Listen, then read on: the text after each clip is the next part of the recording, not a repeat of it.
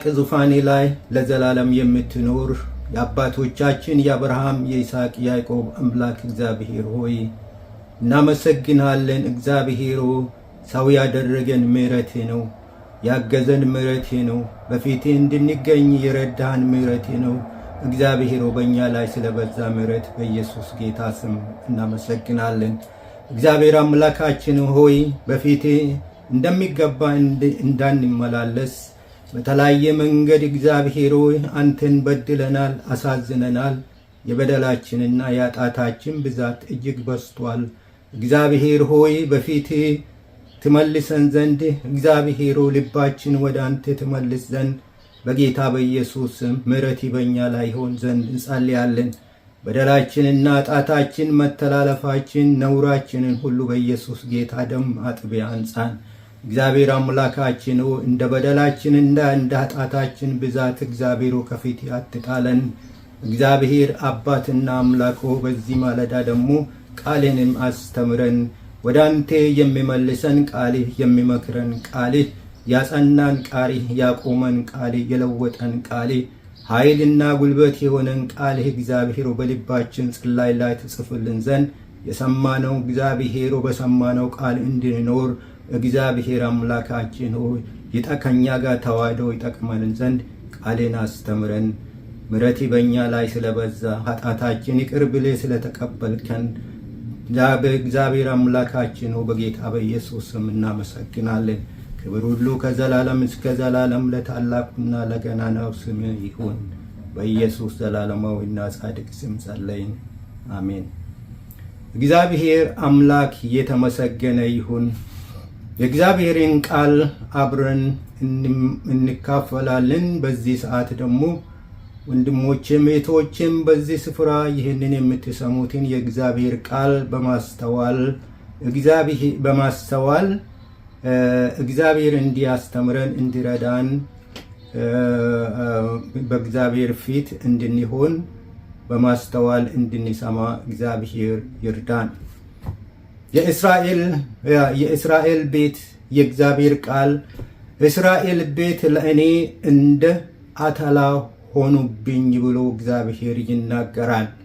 ይህንን ቃል በነቢዩ ሕዝቅኤል እግዚአብሔር የኢየሩሳሌምን በደል የኢየሩሳሌምን ኃጢአት በነቢዩ ሕዝቅኤል የተላከው መልእክት ለሕዝቡ ስለ ሕዝቡ የሚያደርጉት በኢየሩሳሌም በእግዚአብሔር ፊት የሚሆነውን እግዚአብሔር ለነቢዩ የገለጸው የተናገረው መልእክት ነው። የእስራኤል ቤት የመልእክት ርዕስ የእስራኤል ቤት ለእኔ እንደ አተላ ሆኑብኝ ይላል። አተላ ብለን ስንናገር ጠላውን የማያስታውስ ሰው ያለ አይመስልም። ሁላችንም እናስታውሳለን። ጠላ ከላይ ተጠጥቶ ከታች የሚቀራው የሚደፋው የጠላው ዝቃጭ የሚጣለው ቆሻሻው ወይም የተጣለው አተላ የማይጠጥ አተላ የጠላ አተላ ነው። ያንን ነው የምለው። እግዚአብሔር ንጹሕ አድርጎ የመረጠው ሕዝብ እግዚአብሔር ለእኔ እግዚአብሔር ሕዝቤ ብሎ የመረጠው ሕዝብ ንጹሕ አድርጎ ለራሱ የለየው ሕዝብ እስራኤል የሚጣል ቆሻሻ ወይም አተላ ሆኑብኝ ብሎ እግዚአብሔር ይናገራል። የማይረባ ቆሻሻ ወይም ዝቃጭ አተላ ሆኑብኝ ይላል እግዚአብሔር።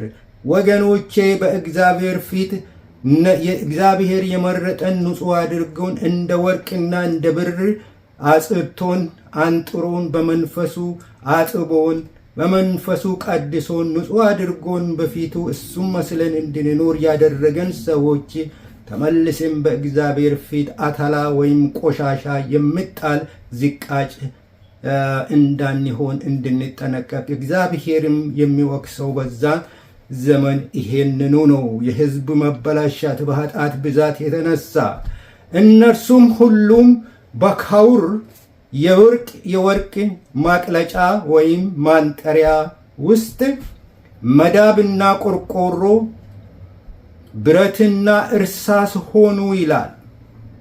ተጣርቶ የወርቅና የብር ማቅለጫ ወይም ካውር በሚለው ካውር እንትን ማቅለጫ ነው ወይም ማጣሪያ ነው። የወርቅና ብር የሚጣራበት ነው እና ወርቅ መሆን ሲገባቸው ንጹህ መሆን ሲገባቸው መዳብ ሆኑብኝ፣ ቆርቆሮ ሆኑብኝ፣ ብረትና እርሳስ ሆኑብኝ ብሎ እግዚአብሔር ይናገራል። ሕዝቡ ለራሱ የመረጠው ንጹህ የነጠረው ወይም እግዚአብሔር የቀደሰውና የመረጠው ሕዝብ ሁሉም የብረት አተላ ሆኑ ናቸው ይላል እግዚአብሔር። የብረት አተላ፣ የብረት ዝቃጭ፣ የብረት ቆሻሻ እና የማይጠቅም ሆኑብኝ ማኑ እስራኤል ብሎ እግዚአብሔርን የተመረጠው ሕዝብ እግዚአብሔር የመረጠው ሕዝብ እግዚአብሔር አምላክ እየተመሰገነ ኢየሩሳሌም እግዚአብሔር የሚመለክበት ስፍራ ቅድስቲቷ ከተማ ወይም የእግዚአብሔር ከተማ በኃጢአት የተሞላችበት በዛም የሚኖረው ሕዝብ በኃጢአት በእግዚአብሔር ፊት የሚመለሱበት ኃጢአት በተሞላችበት እንደገና የረከሰችበት ይናገራል። ወገኖቼ አምልኳችን እኔና እናንተ እግዚአብሔርን የምናመልክ ለእግዚአብሔር አምልኮ የምንሰጠው ከንጹህ ልባችን ከንጹህ ሕይወታችን በእግዚአብሔር ፊት እግዚአብሔርን እናከብራለን፣ እግዚአብሔርን ደስ እናሰኛለን። የሚቆሽሸው ሰውነት ወይ ልባችን ወይ ሕይወታችን በእግዚአብሔር ፊት መኖር እንደሌለበት ይህም ቃል ያስተምረናል። ኢየሩሳሌም በዛን ስፍራ ደም በማፍሰስ ጣዖትን በማምለክ አምላካቸውን ትቶ ጣዖትን በማምለክ እግዚአብሔርን ያስቆጡበት ዘመን ነበር። አለቆቻቸውም የማይታዘዙ ደንዳና ልብ ያላቸው ሆኑ ይላል። ቀማኞችና ሴሰኞች በዙበት ይላል። አንዳንዶቹ የኃጢአታቸው ብዛት፣ አንዳንዶቹ የባልንጀራውን ወይም የአባቱን ሚስት የሚቀሙ ነበሩ ይላል። በዛው ኢየሩሳሌም የአባትን የባልንጀራውን ሚስት የሚቀሙ ነበሩ ይላል። በምኞት የሚነዱ ትውልድ ነበሩ ብሎ እግዚአብሔር ቃል ያስተምረናል። ይህንን ዘመን እግዚአብሔር ብናወዳድር በዚህ ዘመን በእግዚአብሔር ፊት ብናይ ይህም ትውልድ የምንኖርበትም ትውልድ ተመሳሳይ ትውልድ በዚህ በዘመናችን አለ። በዘመናችን ባለንበት ቤተ ክርስቲያንም ውስጥ ቢሆን የሌላውን የሚመኙና የሚያገቡና የሚፋቱ ኪዳን አፍራሾች ትውልዶች ዛሬም አሉ። በእግዚአብሔር ፊት የብር አተላ፣ ነሐስና ቆርቆሮ እርሳስ የሆኑ በዘመናችንም ሞልቷል። ወገኖቼ የእግዚአብሔር ቃል ከዚህ እንድንጠነቀቅ ያስተምረናል። በኤርምያስ ምዕራፍ 5 ቁጥር 31 የእግዚአብሔር ቃል እንዲህ ብሎ ያስተምራል። ነቢያት በሐሰት ትንቢት ይናገራሉ፣ ካህናትም በዚህ እጅ ይገዛሉ ይላል። ካህናትም አገልጋዮችም በዚህ ይስማማሉ፣ በዚህ ይተባበራሉ ይላል። በነቢያት ትንቢት ተመሳስሎ የሚኖሩ ተመሳስሎ እግዚአብሔርን የሚያገለግሉ የሚመስላቸው ሕዝቤም እንዲህ ያለው ነገር ይወዳል ይላል። ሕዝቡም ይወዳል። ይህንን ነቢያቶች የሚናገሩት የትንቢት ቃሎች የሚናገሩት እና ሐሰትን የሚናገሩ ልብ የሚያሞቅ ነገር የውሸት ተስፋ ሕዝቤም እንዲህ ያለውን ነገር ይወዳሉ ብሎ ይናገራል። የሚቃወም የለም ከመውደድ በስተቀር። በሁለተኛ ጢሞቴዎስ ምዕራፍ 4 ቁጥር 3 እውነትን ስለማይፈልጉ እንደ ገዛ ምኞታቸው ለራሳቸው አስተማሪዎችን አከማቹ ይላል። ለነሱ በጎ የሚናገር አስተማሪ ለራሳቸው አከማቹ ወይም ሰበሰቡ ብሎ እግዚአብሔር ቃል ይናገራል። ለራሳቸው የሚመቻቸው አስተማሪ ለራሳቸው አከማቹ ይላል። እግዚአብሔር አምላክ ከዚህ ይጠብቀን። በትንቢተ ሶፎንያስ ምዕራፍ 1 ቁጥር 9 በዚያን ቀን በመድረክ ላይ የሚዘሉት የጌታቸውን ወይም የአምላካቸውን ቤት ወይም ቤተ መቅደስ በአመፅና በሽንገላ የሚሞሉትን እቀጣለሁ ብሎ እግዚአብሔር ይናገራል። እያገለገሉ በመድረክ ላይ የሚጨፍሩትና የሚዘሉትን እየዘለሉ ቤታቸውን ወይም መቅደሳቸውን በአመፅና በሽንገላ የሞሉት እግዚአብሔር ከቅጣት አይተዋቸውም። በኢሳይያስ ምዕራፍ 10 ቁጥር 3 የእግዚአብሔር ቃል እንዲህ ብሎ ይናገራል። በተጎበኙበት ቀን መከራ ከሩቅ በሚመጣበት ዘመን ምን ታደርጉ ይሆን?